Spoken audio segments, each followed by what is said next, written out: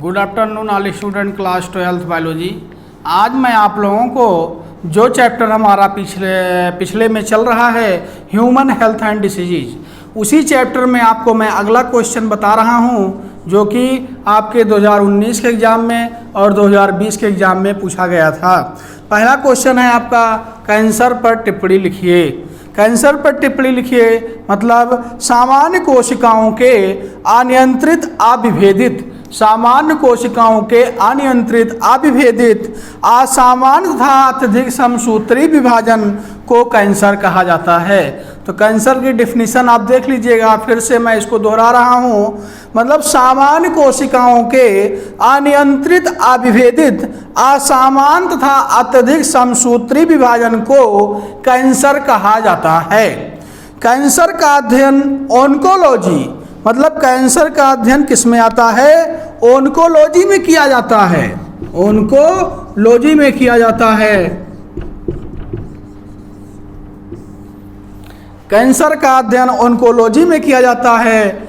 अनियंत्रित समसूत्री विभाजन के फलस्वरूप, अनियंत्रित समसूत्री विभाजन के फलस्वरूप बनी हुई असामान्य व विभेदित कोशिकाएं कैंसर कोशिकाएं कहलाती हैं। कैंसर कोशिकाएं कहलाती हैं। तो कैंसर कोशिकाओं की जो परिभाषा होती है उसको मैं पुनः दोहरा रहा हूं आप लोगों का है, अनियंत्रित समसूत्री विभाजन के फलस्वरूप बनी हुई असामान्य अविभेदित कोशिकाएं कैंसर कोशिकाएं कहलाती हैं। असीमित वृद्धि से कोशिकाएं, मतलब असीमित वृद्धि से ये कोशिकाएं धीरे धीरे गांठों का रूप धारण कर लेती हैं, जिसके कारण ट्यूमर या नियोप्लाज्म का निर्माण होता है। ट्यूमर आपका निम्नलिखित दो प्रकार का होता है। पहले ट्यूमर का नाम होता है सुदम अर्बुद ट्यूमर। मतलब क्लास 12th में एनीवन कोई स्टूडेंट हमसे पूछा था कि सर ट्यूमर कितने प्रकार का होता है या कैंसर कितने प्रकार का होता है, इसको आप पुनः एक बार दोहरा दीजिएगा। तो ट्यूमर आपका कैंसर जो होता है दो प्रकार का होता है। पहला होता है सुदम अर्बुद ट्यूमर।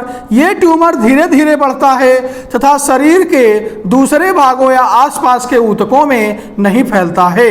इस कारण इन्हें नॉन मेलिनेंट अर्बुद भी कहा जाता है। उदाहरण के रूप में है पेशी अर्बुद, मायोमा, अस्थि अर्बुद, ऑस्टियोमा, लसिका गांठ अर्बुद आदि। ओके बेटा?